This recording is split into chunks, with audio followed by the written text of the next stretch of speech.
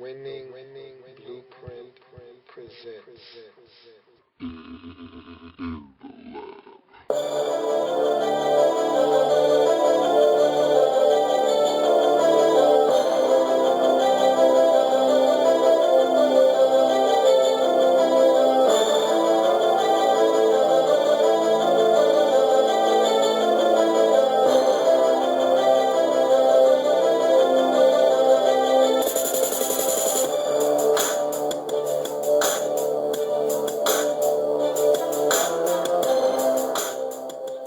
In the lab room. Welcome. You are in the lab room. I'm your host, Luke. Thank you for joining me. It's Friday. A lot to get to in the National Football League. A lot of stories developing over the last week.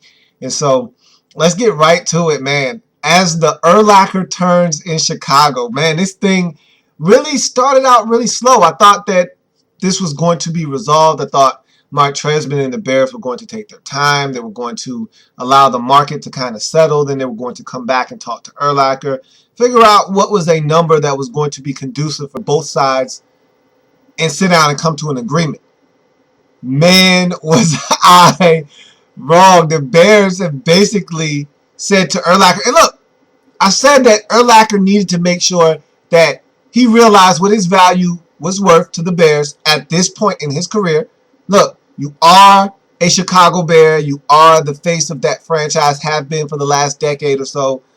So I know that there's a little bit more there than just your average run-of-the-mill veteran that's coming toward the end of his career.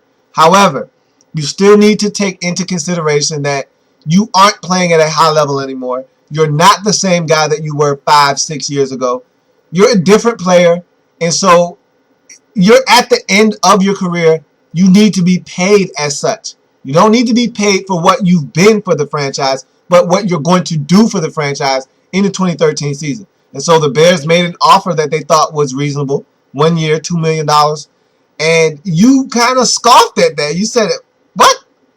I'm Brian Urlacher. Do you know what I mean to this franchise? Look, I deserve a lot more than 1 year, $2 million. If you're going to pay me for 1 year, how about $5 million? The Bears said, what? No way. $5 million? Are you crazy? And so Urlacher took it as a slap in the face. He said it was an ultimatum, essentially, that they gave him. They said, look, you got two options. Either you can take this deal or we can let you walk away. It's really simple. We can make this deal or we could not make this deal. What do you want to do? And he said, look, this isn't what I came here for. I didn't come to be ambushed with an ultimatum. I thought we were going to sit down and talk about this very civilized and come to some sort of agreement. But it looks like the Bears took a hardline stance, said, look, this is what we're willing to give you. If you don't like it, you can leave. And so Urlacher decided to turn around and walk away from what was on the table. And the Bears didn't waste time going out and signing another guy to take his place. That void has been filled. And so I don't even know if there's even the option of him turning around and saying, hey, you know what? That 1 year, $2 million deal, it sounds really good to me now. I'd like to come back to Chicago. They went and signed DJ Williams for basically that 1 year, $2 million deal. And so that's not even on the table for Urlacher anymore, I don't think. And so they really parted ways, and I never thought this was an option when this whole thing started. I said, they'll figure it out. Urlacher's a Bear. They're not going to allow this thing to get ugly. They don't want the PR hit. He's a Chicago Bear, and he's not going to finish his career anywhere else. He's going to finish it in Chicago. And I just dismissed it. I said they'll figure it out, yada, yada, yada. Man, I was wrong. They didn't work this thing out. It didn't go the way that I thought it was going to go. And it's, you know what? It's kind of refreshing to see both parties do what they did. You know, Urlacher say, look, I feel like I'm worth more to this franchise than what you're offering me, and I'm not going to take less to come back and be a part of this franchise. Either you pay me what I think I'm worth or I'll just go somewhere else. And it was refreshing to see the Bears say, look, man, we love what you've done for us over the years, but look, here's an offer. It's not like they just said, you know what, you can't get it done anymore. You have to go, which is what NFL teams do a lot of the times. They just say, hey, look, I love what you've done for us over the years. You've been great, but time for you to go. They didn't even do that. They said, here's an offer right around what we think you're worth. Take it. Urlacher said, no. The Bears said, okay, well, it was nice. It's been fun. We had a good run. But you got to go, man. You got to go. And so this thing took a sharp right turn. And I didn't see that one coming. And so Brian Urlacher essentially won't be back with the Chicago Bears. Now, where he's going to land, anybody's guess. At this point, you just don't know. But who saw this one coming? Wow. I am amazed at how this thing unfolded in Chicago. And so we're going to see now who steps up to the Urlacher plate and gives him a shot. I don't really feel like there's a lot of teams out there really looking for a guy like Urlacher getting up there in age and really doesn't have but so many things he can offer to your football team. I think that his presence in Chicago would mean more there than anywhere else in the league. And so I don't know where Urlacher goes from here. There's going to be some team out there that's going to take a flyer out on Urlacher, and he might play out his career there. But wow. I just did not see this one coming. This one blindsided me really, really good. I mean, I really took a shot on this one to the chin. I felt like a quarterback who was standing tall in the pocket and the left tackle just whiffed. And I had no idea that that defensive end was coming at me full speed and was going to lay the lumber on me. I just feel like I got blindsided. And so the Bears and Urlacher, this thing is a mess. But it is what it is. At the end of the day, it is what it is. It's a business. And Mark Tresman and the Bears are going in a different direction than what Urlacher thought that they were going in. And Mark Tresman is not playing. And that's one thing I can say about it. He's come in and he has a game plan, and he is following this game plan to a T. And he's not deviating away from it at all. And so Urlacher, guess he thought he was going to be able to finagle his way into a deal. They're not having it in Chicago right now. Just simply not having it. So that, very interesting in Chicago right now. So you look at another story that caught my eye over the week, and I talked about this several times, how Chris Johnson feels like he does not need a backup running back, how he doesn't think the Titans need to employ a two-back system. I don't know what his deal is. I really don't understand what his logic is here. I know you want to be the guy, and you're going to be the guy. I don't understand why you wouldn't want someone else just taking a little bit of the load off. Sean Greene isn't going to threaten your job in Tennessee. I can see if they went out and got a guy that had the potential to take your job from him. That's not what Sean Greene is in Tennessee for. He's just in Tennessee to take a little bit of the burden off of your shoulders. Don't you want your career to be extended by 2 seasons? Because if you don't, and you want the Titans to give you the ball 312 times in the next 3 seasons and have you be run into the ground and have you be a shell of your former self by the time you're 28, by the time you're 29, that's perfectly fine. But why would you want that? Why wouldn't you want your career to be extended by 2 or 3 seasons? Why wouldn't you want to be playing football in the National Football League when you're 32? Because right now the limit usually is 30. But at the rate you're going, your career would be over at 30. Because the Titans, at the beginning of your career, were really giving you the football a boatload of times. I mean, that year when you ran for 2,000 yards, you had to have had the ball at least 330 times in that season. The numbers escape me, but I'm pretty sure you had well over 300 carries in that season. So I don't really know if you want to continue down that road. I tell you, it's not in your best interest. So it's not like Sean Greene is coming to take your job. Sean Greene is just coming in to get the tough yardage on 3rd and 2, to get the tough yardage down by the goal line. And yeah, he's probably going to take a few touchdowns off of your total at the end of the season, yes. There's going to be times when it's 3rd and goal from the 1, 3rd and goal from the 2, and they're going to give the ball to Sean Greene instead of you. Yes, I understand that you don't want to give up the football in that capacity. You can't be selfish here. You have to be able to realize what this is going to do for your career.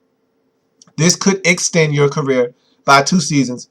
This is going to make you a fresher back. This could potentially make you a more dangerous back. And besides, everyone in the league is employing a two-back system, and you don't need to be any different. You're not good enough by yourself to carry the load in Tennessee anymore. We've seen that over the last couple of seasons, that you've been not as effective as you once were. And so there is definitely a need for another back in Tennessee. There's always been a need for a change of pace back in Tennessee. They've finally gotten that, and now you want to gripe about it. Cut it out. Do your job. Play your role. And get back to being CJ 2K, because right now you're CJ 1000. You're CJ 1K right now. And I refuse to call you CJ 2K until you start looking like a back that can threaten to run for 2,000 yards in the season. Because that guy is gone. You're CJ 1K right now until you can find a way. And really, do I need to say 1K? Is it just CJK? I guess that's what it would be, CJK then. Yeah. So you're CJK now.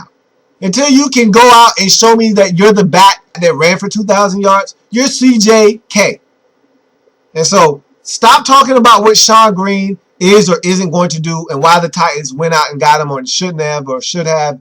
Look, do your job. Focus on what's going to make Chris Johnson better in the 2013 campaign. Get back to being a dominant back. You once thought you were the best back in the league, and there were many in the league that would argue on your behalf. That's no longer the case. It's not even a discussion. That distinction goes to Adrian Peterson. And so you need to find a way to climb back into that discussion. So stop worrying about Sean Greene coming onto the team. He's got a role, so do you. Your role is the primary ball carrier for the Tennessee Titans. That's not going to change with the addition of Sean Greene. So you don't need to worry about Sean Greene joining this team. He's not threatening you in any way other than taking carries from you on 3rd and inches, 3rd and 1. Taking carries away from you when you're spelled, when you're tired. Taking touchdowns away from you. Maybe he might do that. Maybe if you get to the 2-yard line, they might turn around and hand the ball off to Sean Greene instead of you. Maybe. That's not even a definite right now. So stop complaining. Stop it. Cut it out. That's nonsense. He's going to help you in the grand scheme of things. And in the long term, he's going to help your career. Stop it. So now you look at another situation. The Exodus continues in Baltimore as they continue to lose starters left and right. Guys aren't going to be back. I've never seen anything like this before. I've never seen a Super Bowl championship team be dismantled like the Baltimore Ravens have, systematically. They lost Ed Reed now, another name you can add to the list. They've already lost Paul Kruger, L.A.B, Kerry Williams, Anquan Bolden.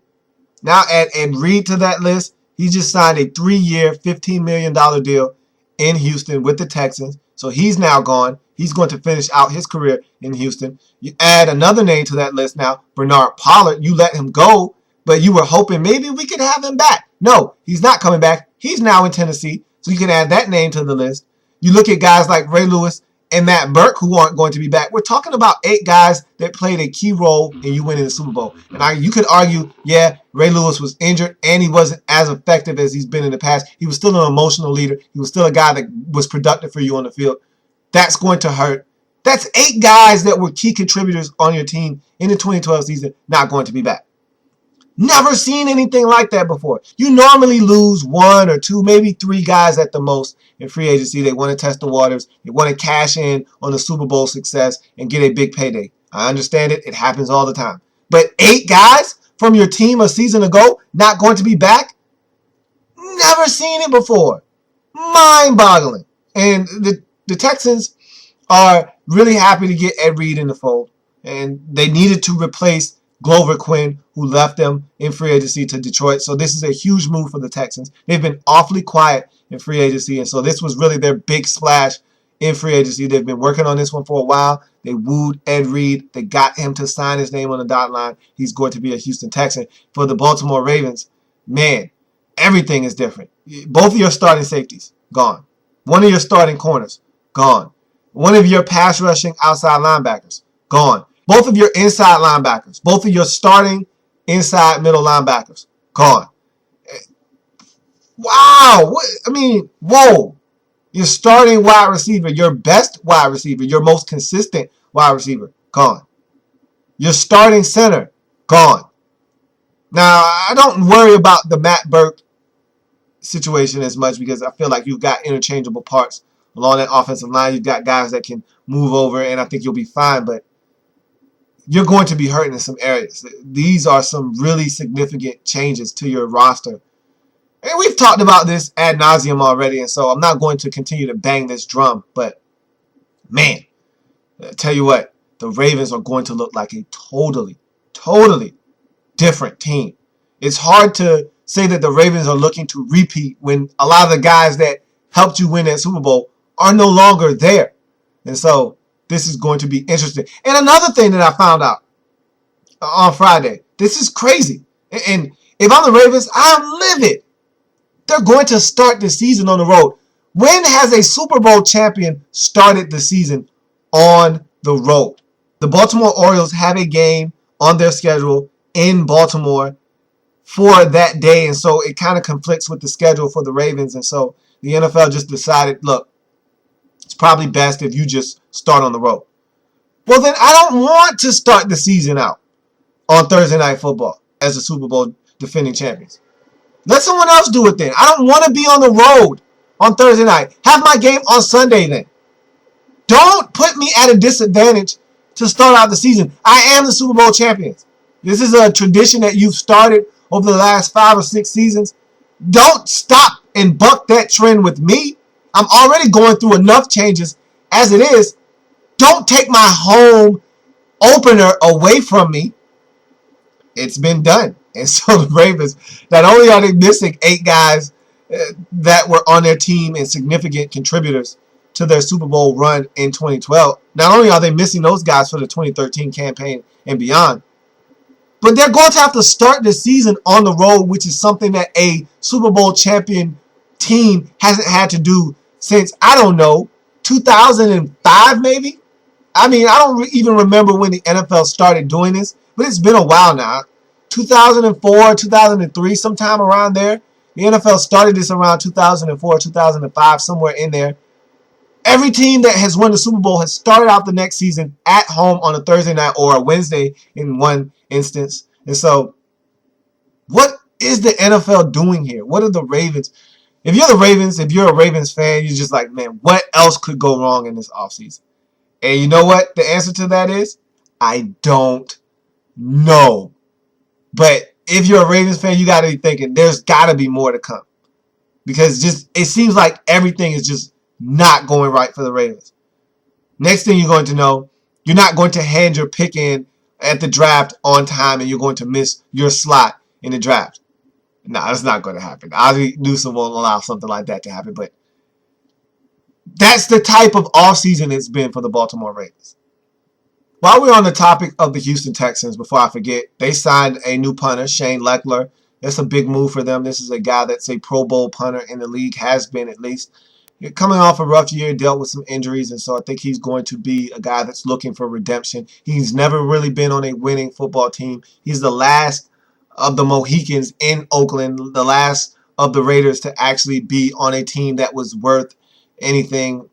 And so he's dying for an opportunity to get back to having a chance to win. He hasn't had a taste of that since the 2002 season when the Raiders went to the Super Bowl. And so this is going to be a huge opportunity for Shane Lechler. This is a guy that can really kick the football, has been one of the best punters in the league for a while. And so he's going to get an opportunity to do some big things. Let's see if he can continue to be a consistent punter in this league for the Houston Texans. They extended a 3-year, $5.5 million deal to Shane Lechler with a $1 million signing bonus. So he is now a Houston Texan. You look at another team that's finally making some moves in the offseason, the Carolina Panthers. This was a team that was awfully quiet for a team that went 7-9 and had to win 4 in a row just to get to that 7-9 mark on the season. And so this is a team that needed to make some upgrades, but they haven't done much of anything to this point. Now they're starting to re-sign some of their own. They're starting to bring some other guys into the fold. The Panthers have gotten busy over the last couple of days, re-signing guys like Dewan Edwards and Captain Munnerlyn. Also bring into the fold DJ Moore. And here are a couple of interesting signings. Ted Ginn Jr. and Mike Mitchell. The safety position for the Carolina Panthers, arguably one of the worst in the league last season. I mean, they brought in Haruki Nakamura from the Ravens, and they thought he was going to be an upgrade over a guy like Sherrod Martin, and he was just horrendous. And I mean, a lot of the struggles of the Panthers in their secondary stem from the safety position. I mean, their safety position was horrible in the 2012 season. And so that was a failed experiment that you had with Haruki Nakamura. So now you go in and you bring a guy like Mike Mitchell in. Here's a guy that was overdrafted by the Raiders. Go figure. What a surprise. The Raiders overdrafted someone. This was a guy that on many boards was a 6th round grade, yet the Raiders got him in the 2nd round. Now look, this is my theory on the draft. You like a guy, he's there, you take him. I don't care what round it's in. I don't care what grade everyone else has on him. If you like a guy, he's there in the 3rd round. Everyone else doesn't have him coming off the board until the 5th round. You can't worry about what other teams have because you don't know if there's another team out there that likes him as much as you do, that's salivating at the chance to take him off the board. So you have to go get that guy when the opportunity presents itself. So the Raiders did that with Mike Mitchell. Maybe they did it a little too soon. Who knows? Maybe it was premature. Doesn't matter. They got their guy at the time. He never really made the impact that the Raiders thought. This was a very athletic guy, fast, physical, so was supposed to be able to change the game at the safety position for the Raiders. Did not happen. He was supposed to be next to Michael Huff. They were supposed to be a nice little tandem. Did not happen. So now Mike Mitchell is on the streets. Panthers swoop him up. And let's see what the Panthers do with him. They need to revamp their safety position. Maybe Mike Mitchell is a guy that can come in and help them. And then you look at Ted Ginn Jr. Here's a guy looking for a fresh start. He really didn't get the opportunity to play receiver in San Francisco. Maybe he gets that opportunity. Carolina is a team that does not have a lot of receivers, don't have a lot of options. Maybe he'll get a chance in Carolina to catch the football, do some things. He's definitely going to have an opportunity to star in a special teams capacity. He's going to return punts. He's going to return kickoffs. They're going to use Ted Ginn Jr. in that aspect. But I think that Ted Ginn is looking for a fresh start. This is a 1-year deal. It's not a long deal. So he's going to have to prove himself. And he's running out of options around the league because you can get a guy that returns kicks, returns punts from anywhere. You get that guy out of the draft. You can get that guy out of free agency. And those guys seem to come a dime a dozen. Now, the elite ones don't come a dime a dozen. But just having a guy that'll be solid, that'll catch the ball on fair catches, won't drop it, won't fumble the football away, that'll be solid, those guys come a dime a dozen. Ted Ginn is starting to look like one of those guys. He needs to start separating himself from the pack and becoming an elite return man again. At one point, he was a very cherished commodity in this league, a guy that ran 2 kickoff returns for a touchdown against the Jets in one game. You know, a guy that could be a difference maker, a guy that took 2 to the house against the Seattle Seahawks and won the San Francisco 49ers a game in 2011. This is a guy that has that potential, but he needs to be more consistent. Separate yourself from the pack. Show teams around the league that, look, I do have a niche in this league. I do want more opportunities to play receiver, but I know that first and foremost, I am a return guy and I can get it done. And so he needs to do that with the Carolina Panthers. Maybe he'll find a home in Carolina. Who knows? We'll see what happens for Ted Ginn Jr., but the Panthers are finally getting on the board in free agency, and they've done it over the last week. And so there you have it. That's a touchdown. Go ahead and throw it up. I'm going to tack on this quick extra point. So there's been a lot of backlash from NFL players, former, past, present, that they don't like that new rule about the crown of the helmet. And look, I've talked about it already. It's really simple. If the league enforces the rule the way that they say they're going to enforce it, it's not going to be that big of a deal. I think everyone's making a big deal out of something that really won't be that big of a deal. If the league and the officials are flag happy and every time a running back protects himself, every time a ball carrier goes and curls up and protects himself, lowers the pad level and dips that head down, if a flag comes out, then we got a problem. Then all of this is warranted and the NFL is going to have a mutiny on its hands. So I don't think that it's going to be that big of an issue. I don't know if this call is going to be made that often. It was funny because Trent Richardson realizes that this rule was made because of him, and he apologized. But look, he's not the only guy that does it, but he's the most prominent guy that does it, and he does it more so than anyone else in the league. And so, yeah, this rule was brought on because of guys like Trent Richardson. And so we're going to see how often this rule is called And I don't think it's going to be that often. That's why I'm not going to make a big deal out of it. I don't like that they're changing this rule. I don't think that this is a rule that needs to be enacted. But at the end of the day, they feel like they're making the game safer. And we're going to see if, in fact, this is something that helps the game. I don't see it being that big of a deal because I don't see running backs literally putting their head down like a buffalo, like a ram, and, shielding off defenders with it that often anyway. So that's going to do it for this episode of In the Lab Room. I thank you for joining me on this beautiful Friday.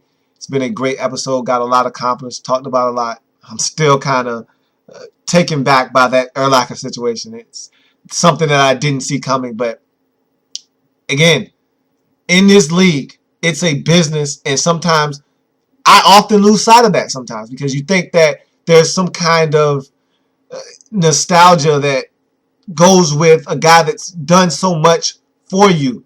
And so you think there's a common courtesy and some sort of respect that should be shown to a guy that's done so much for you like Urlacher has done for the Bears organization. But I don't feel like they've done anything wrong here. Because, again, I said that the dollars needed to make sense for this deal to get done. And 1 year, $2 million to me seems like a fair market value deal for Brian Urlacher. And the bad part about it is Urlacher sounds like a guy that's willing to take that kind of money from another team. But he feels like the Bears should be paying him more. And I don't understand the logic there. I just don't. That part I don't get.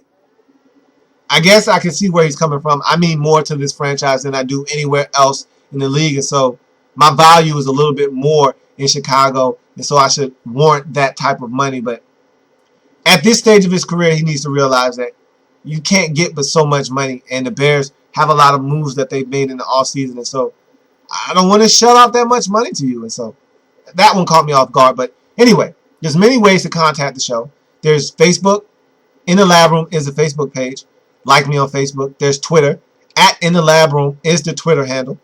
So follow me on Twitter. There's YouTube.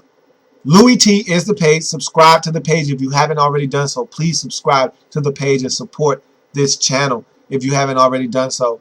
Louis T, again, is the page. LOUIETEE is the page. And if you want to contact the show directly through the inbox, in the lab room at gmail.com is the way to do that. I thank you for joining me here on the show.